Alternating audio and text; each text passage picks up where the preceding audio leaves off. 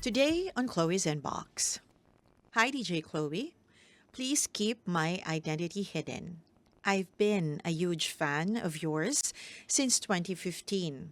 Your pieces of advice has brought so much comfort and strength to so many people, including me. I honestly never thought I'd be one of those people writing to you. But here I am, because I just can't carry this weight alone anymore. This story goes way back to my high school days. I fell in love with someone, and let's call him Mr. White. I had the biggest crush on him for the longest time. And to my surprise, we actually ended up together. I still remember how happy I was. I felt like I was the luckiest girl in the world. He loved me too. We had something special. But things started to change nung nag-college na kami. Naging busy ako sa school while he had to stop studying for a while. I didn't realize it then, but that distance slowly chipped away at what we had. One day, a mutual friend told me something that shattered me. My boyfriend was trying to get back with his ex. My heart broke right there and then. I confronted him, and he didn't even deny it. That was the end of us. DJ Chloe, I was completely shattered. I cried for years. I loved him so deeply, and losing him felt like losing a part of myself. Sinubukan kong mag-move on, and in many ways, I did. Patuloy ang buhay. I eventually got married. And now, 19 years have passed. Okay naman ang buhay ko. I have a family, a stable life. But there's something I still haven't been able to let go of. Iniisip ko pa rin siya. I do still think about him. Even after all these years, I would catch myself visiting his social media page, wondering how he's doing. And even in my dreams, ay napapanaginipan ko rin siya. I still dream about him. In those dreams, masaya kami. We're in love. And it all feels so real. And when I wake up, I feel so empty. DJ Chloe, I don't want to feel this way. I know I shouldn't. May asawa na ako. I am very much married. I've moved on, right? But something inside me still aches for the love I lost. I hate that after all this time.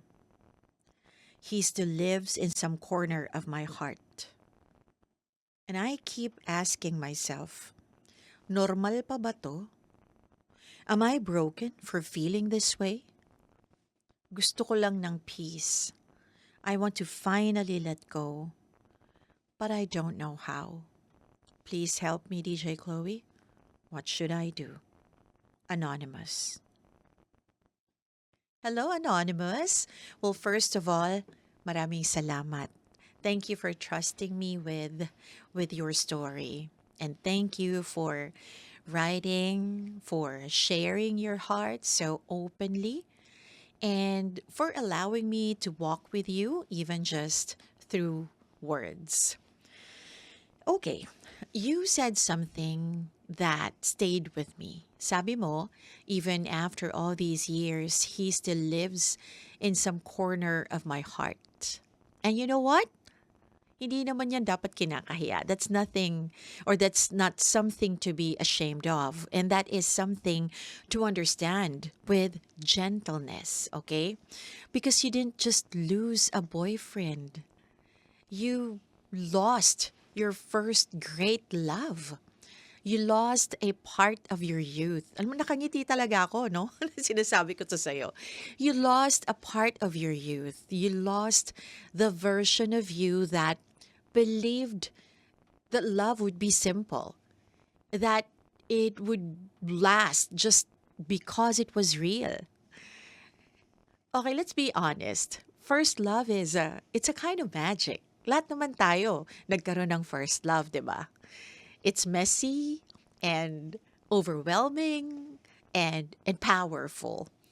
It's the kind of love that teaches us how deep our hearts can go.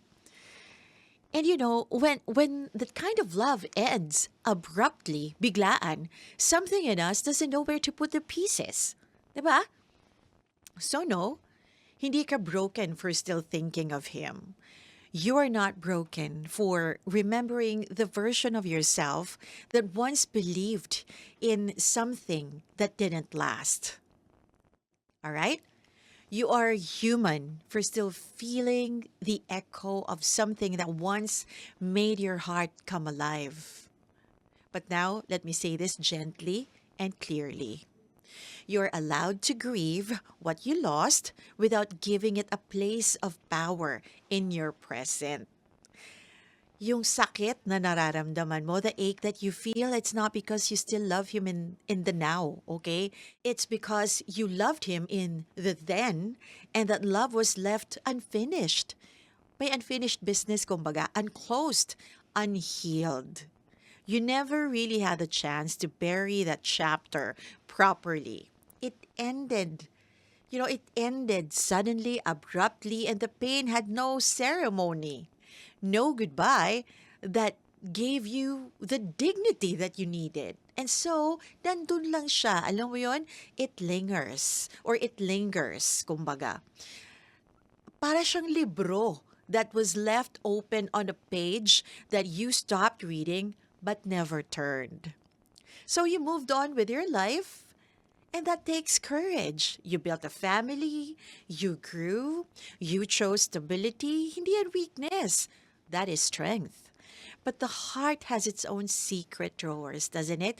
Di ba nga, sabi dun sa movie ng Titanic, a woman's heart is a deep ocean of secrets. O, di ba? The heart has its own secret drawers, doesn't it? And sometimes, without warning, nagbubukas yun. It pulls out old photographs, dreams, and memories, and sometimes pati mga multo. And sometimes those ghosts show up in your dreams, hindi naman to haunt you, but to tell you that there's still something here that needs peace. So now I ask you this. What are you really holding on to? Is it him, siya ba? Or is it the version of you that existed when you were with him? Gets mo yon? The girl who laughed freely, who felt beautiful, who felt chosen. Because maybe it's not about him anymore. Maybe it's about you. Diba? Remembering a version of yourself that felt seen in a way that you haven't felt in a long time. And that's totally okay. But now, you have to choose something more powerful than memory. And you know what that is? That's closure. Closure doesn't always come from a conversation. And sometimes it comes from acceptance. Okay? Tanggapin natin. Pagtanggap sa mga nangyari. Acceptance that he is no longer your person. Acceptance that even if he once made you feel alive, he also made you feel abandoned. And anyone who can hold your heart and drop it like a hot potato does not deserve your forever longing. All right?